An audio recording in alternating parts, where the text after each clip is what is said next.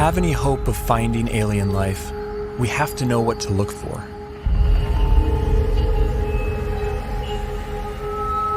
But where do we begin? How do we narrow down a seemingly infinite set of possibilities?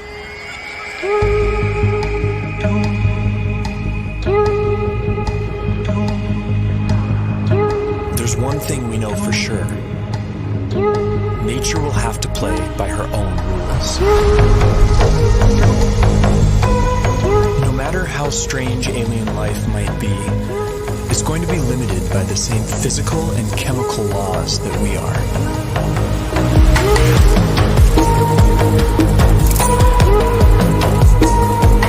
On top of this, each alien environment will further limit what kinds of life forms can evolve there.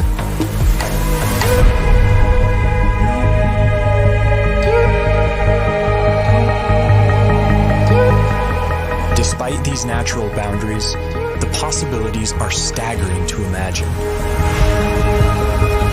Trillions of planets, each a unique cauldron of chemicals undergoing their own complex evolution.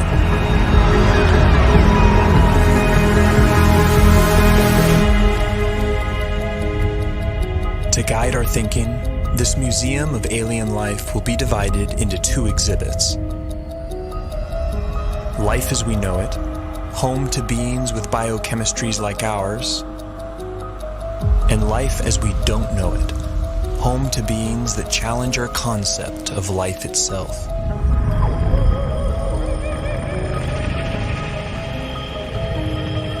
Before we venture too far into the unknown, we have to ask ourselves, what if alien life is more like us than we think?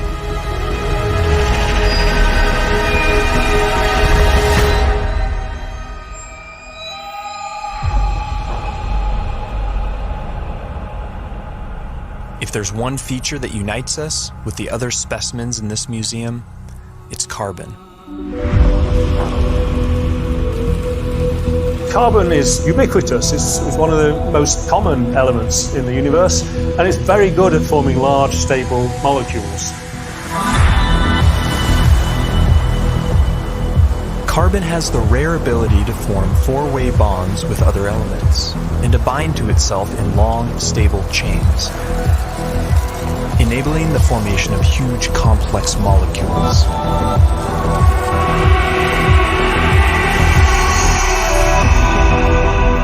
This versatility makes carbon the centerpiece in the molecular machinery of life. And the same carbon compounds that we use have been found far from Earth, clinging to meteorites and floating in far-off clouds of cosmic dust. The building blocks of life, drifting like snow through the universe.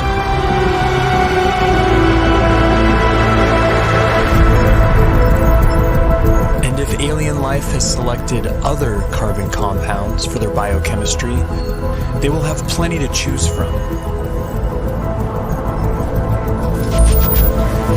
Scientists recently identified over 1 million possible alternatives to DNA, all carbon-based.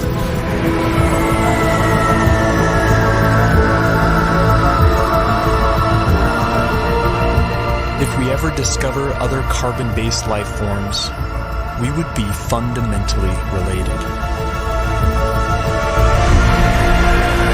They would be our cosmic brethren. But would they look anything like us? If they hail from Earth-like planets, we could share even more in common than just our biochemistry. What would life be like on other planets if it has evolved? Would it be like the world today here on Earth? Or would it be completely different? There are those who argue that from the argument of convergent evolution, if conditions on other planets are similar to here, then we would see very similar life forms. Animal and plant-like organisms that look very familiar.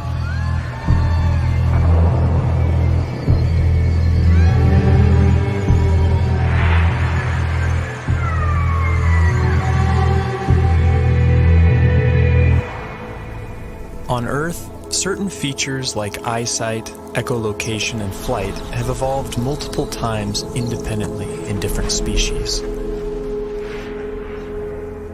This process of convergent evolution could extend to alien planets like Earth, where creatures face similar environmental pressures. It's no guarantee, but there could be certain universalities of life.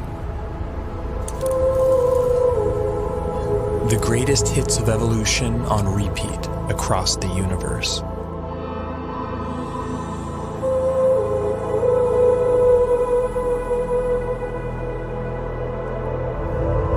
Each feature would be attuned to its local environment.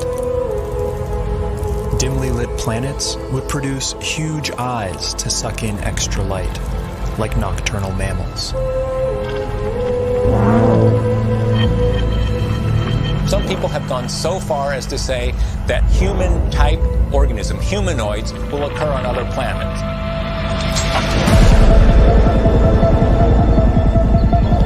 The existence of other human-like organisms seems unlikely, given the long, convoluted chain of events that produced us. But we can't rule it out. If just one in every 100 trillion Earth-like planets produced a human-like form, there could still be thousands of creatures like us out there.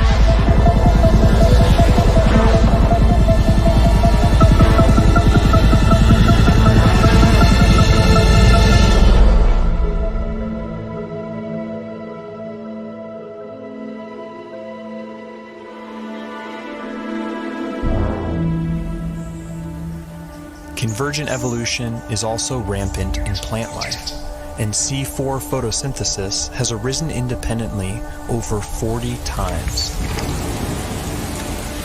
Would alien plants look like ours or something else entirely?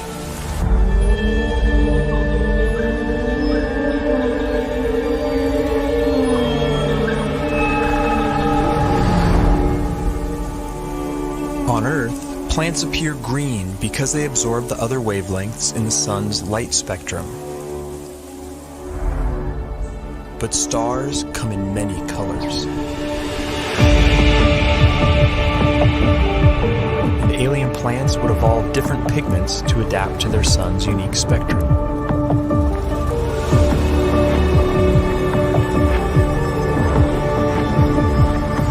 Plants feeding off hotter stars could appear redder by absorbing their energy-rich bluer light.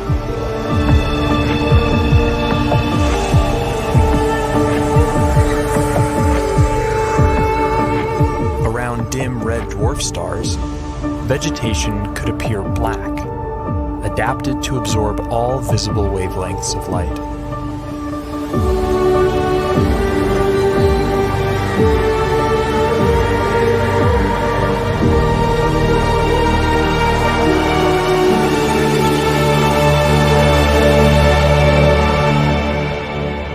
Earth itself may have once appeared purple due to a pigment called retinol that was an early precursor to chlorophyll. Some think that retinol's molecular simplicity could make it a more universal pigment. If so, we may find that purple is life's favorite color.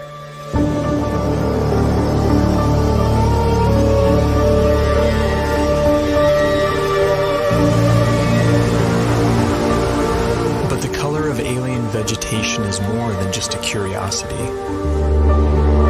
It's chemical information that can be seen from light years away.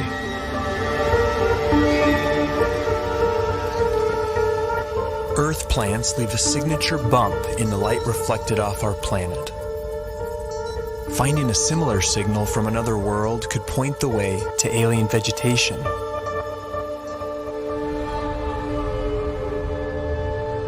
Perhaps this will be our first glimpse at alien life, a vibrant hue cast by a distant world.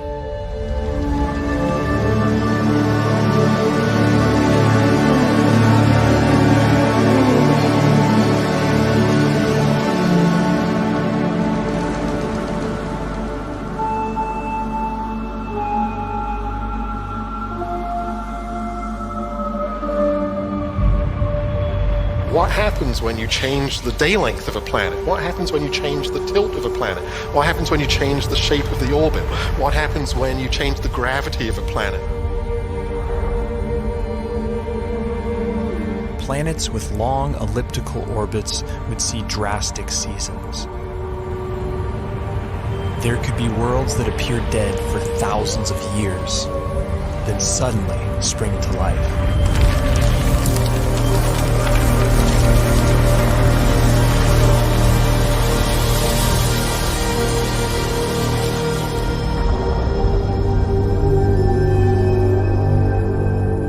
Most of the rocky planets discovered so far have been massive super-Earths.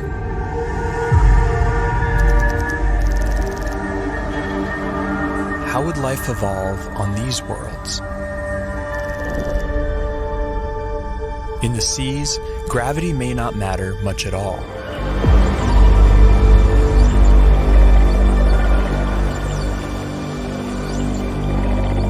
A high-gravity planet isn't high gravity all over.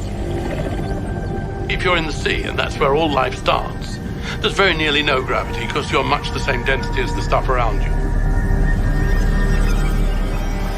It's when the animals come out on land that they feel the gravity. High G-forces would necessitate large bones and muscle mass in complex life on land. They would also demand a more robust circulatory system. And plant life could be stunted by the energy cost of carrying nutrients under stronger gravity.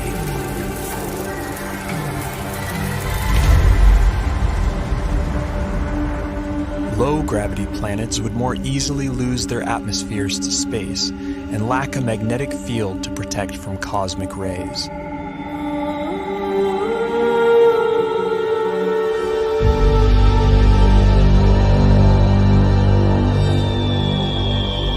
But smaller worlds could be home to secret oases.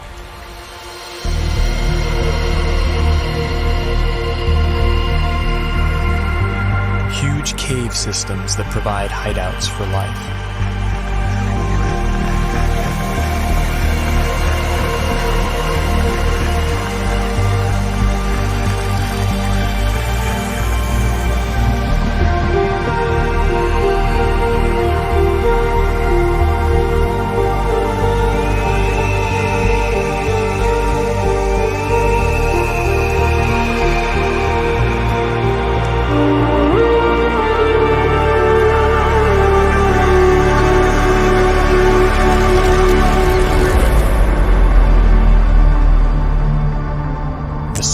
Possible habitable planets are estimated at 2.5% Earth's mass. If surface life does evolve on these worlds, it could be a sight to behold. Plant life could grow to towering heights, able to carry nutrients higher in lesser gravity.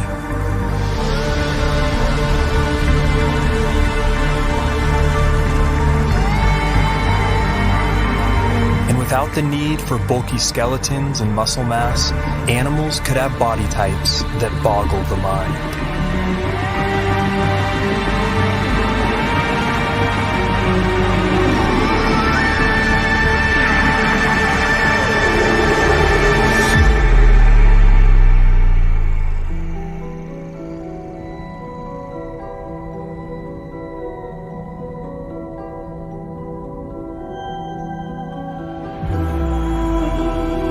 Here on Earth, it took 3 billion years for evolution to produce complex plant and animal life.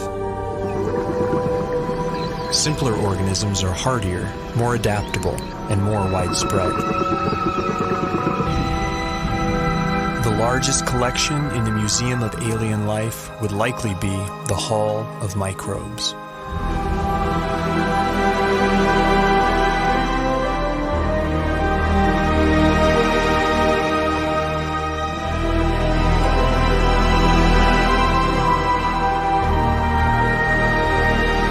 Yet finding even the tiniest alien microbe would be a profound discovery.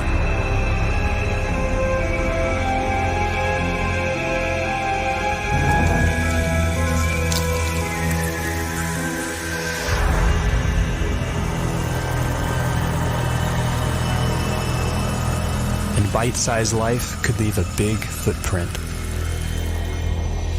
Like stromatolites on Earth, layers of microbes could build up into huge rock mounds over time, leaving behind eerie structures.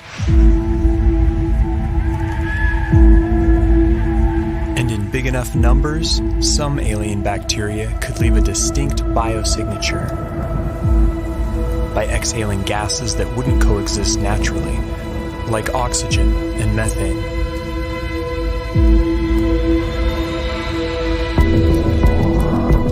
There's ways to make oxygen without life, there's ways to make methane without life, but to have them in the atmosphere together is almost impossible unless you've got biology making those gases at the surface. And it would have an imprint on the planet's spectrum of colors. Next-generation space telescopes could find a signal like this on a world not far from home. The closest Sun-like star with an Earth-like exoplanet in the habitable zone is probably only 20 light years away and can be seen with the naked eye.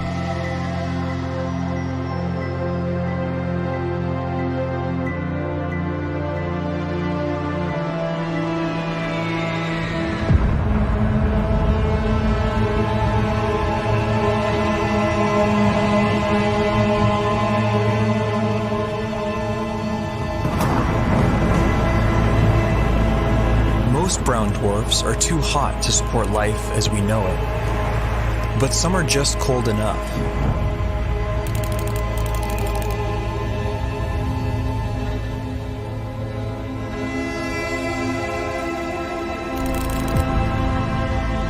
All the prime elements for life have been detected inside their atmospheres. And within these clouds, some layers would provide ideal temperatures and pressures for habitability.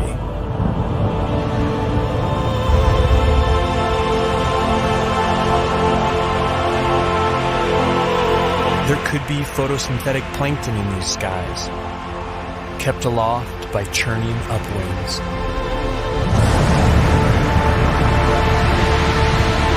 And with enough force, these upwinds could even support larger, more complex life.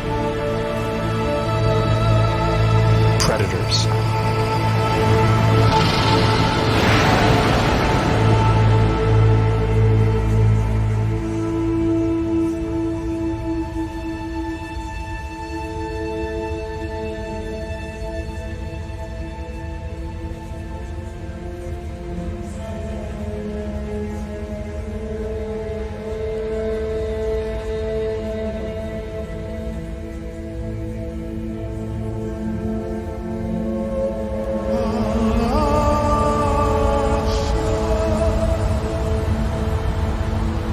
This raises a crucial question.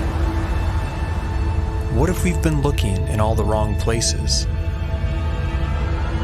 What if nature has other ideas?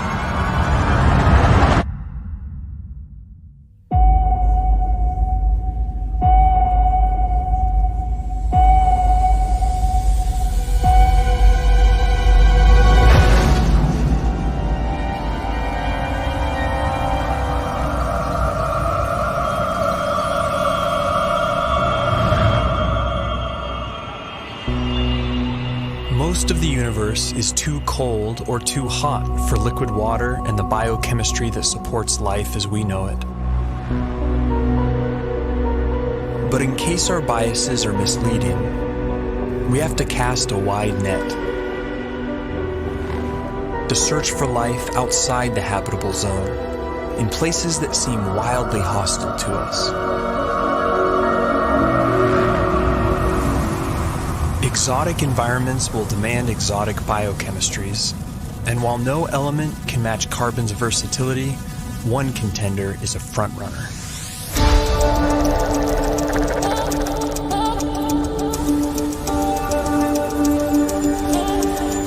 At first glance, silicon seems similar to carbon. It forms the same four-way bonds and is also abundant in the universe. But a closer look reveals that these two elements are false twins. Silicon bonds are weaker and less prone to forming large, complex molecules. Despite this, they can withstand a wider range of temperatures, opening up intriguing possibilities. Life based on the silicon atom instead of carbon would be more resistant to the extreme cold, providing a whole new range of weird forms.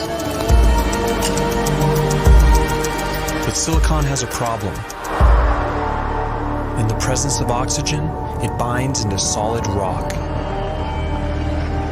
To avoid turning to stone, silicon beings might be confined to oxygen-free environments, like Saturn's frigid moon, Titan. Its vast lakes of liquid methane and ethane could be an ideal medium for silicon-based life or other radical biochemistries.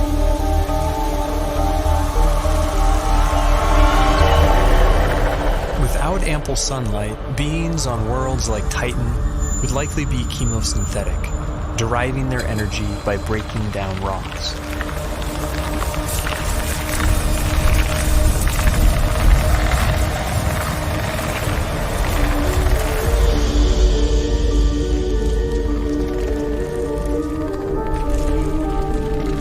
Such life forms could have ultra-slow metabolisms and life cycles measured in millions of years.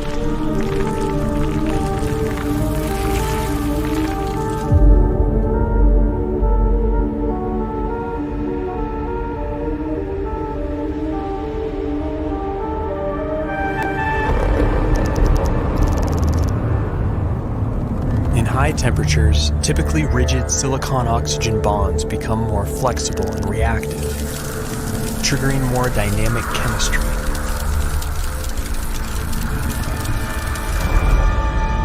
This has led to a truly bizarre proposal: silicon-based life forms that live inside molten silicate rock.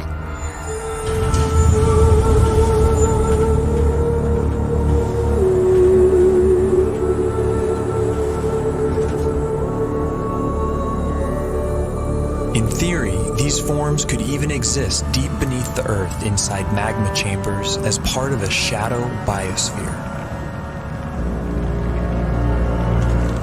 If so, then the aliens are right under our noses.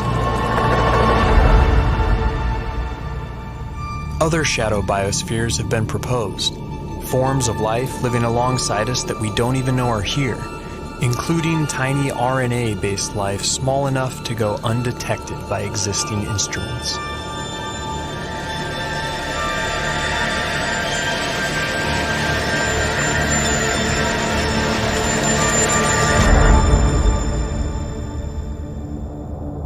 Clouds of dust in empty space might seem like the last place you'd expect to find anything living. But when cosmic dust makes contact with plasma, a type of ionized gas, something strange happens. In simulated conditions, dust particles have been seen spontaneously self-organizing into helical structures that resemble DNA.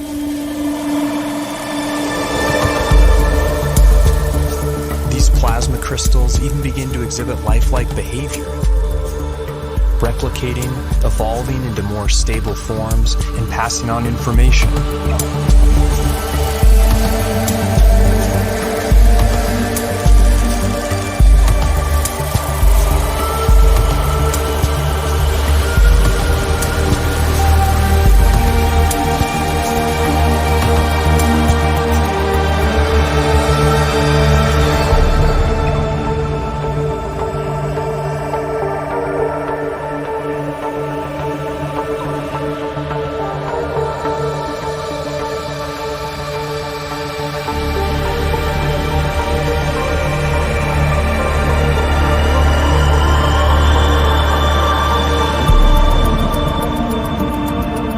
Plasma is the most common state of matter in the universe.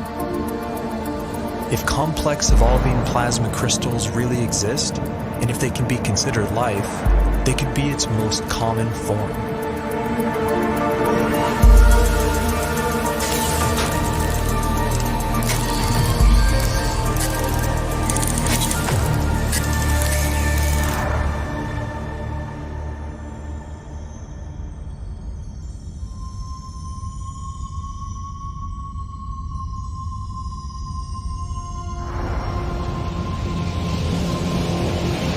massive suns explode, some collapse into ultra-dense cores called neutron stars. Hulking masses of atomic nuclei crammed together like sardines.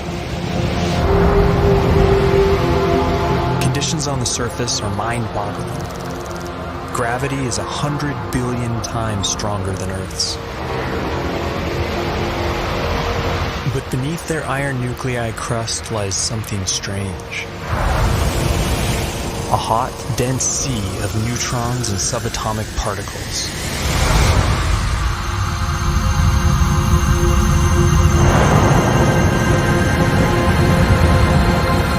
Stripped of their electron shells, these nuclei would obey entirely different laws of chemistry, based not on the electromagnetic force, but the strong nuclear force which binds nuclei together.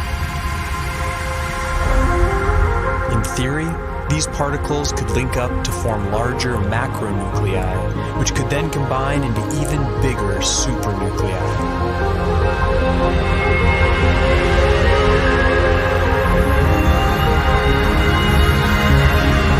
If so, then this bewildering environment would mimic the basic conditions for life: heavy nucleon molecules floating in a complex particle ocean.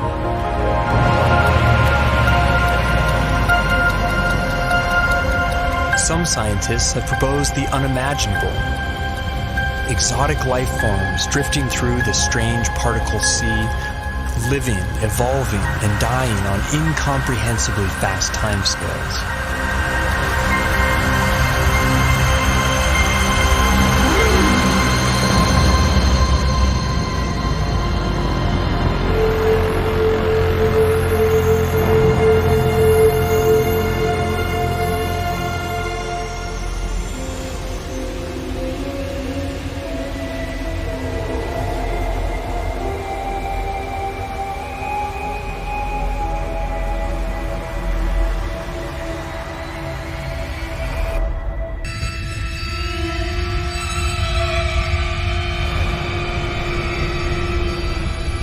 Life is not something that has to evolve naturally. It can be designed.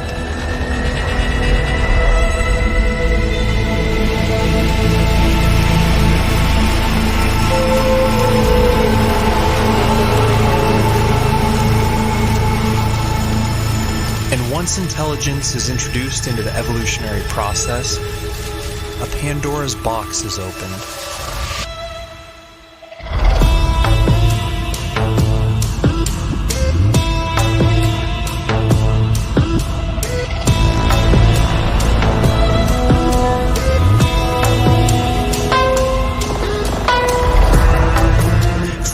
Typical biological limitations, synthetic and machine-based life could be the most successful of all.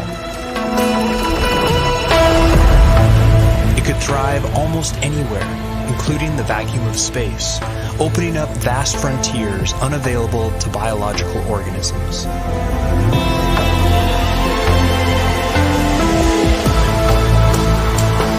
And compared to the glacial pace of natural selection, technological evolution allows exponentially faster growth, adaptability, and resilience.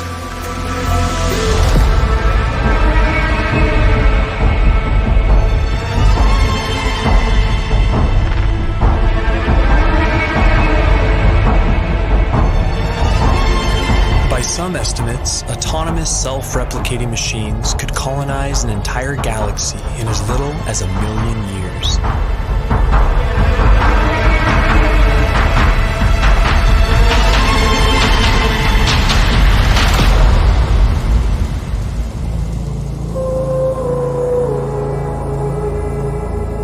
Can't predict how hyper-intelligent life would organize itself. But in theory, there could be convergent evolution at play. The electrical properties of silicon might make it a universal basis for machine intelligence, a redemption for its biological shortcomings.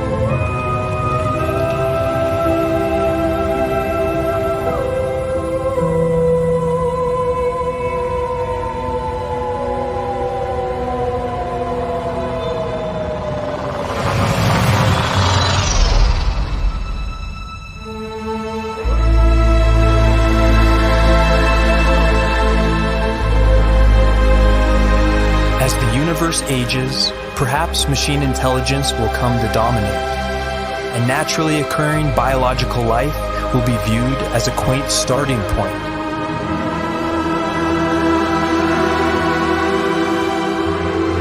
Perhaps we ourselves will lead this transition, and the great human experiment will be merely a first link in a sprawling intergalactic chain of life.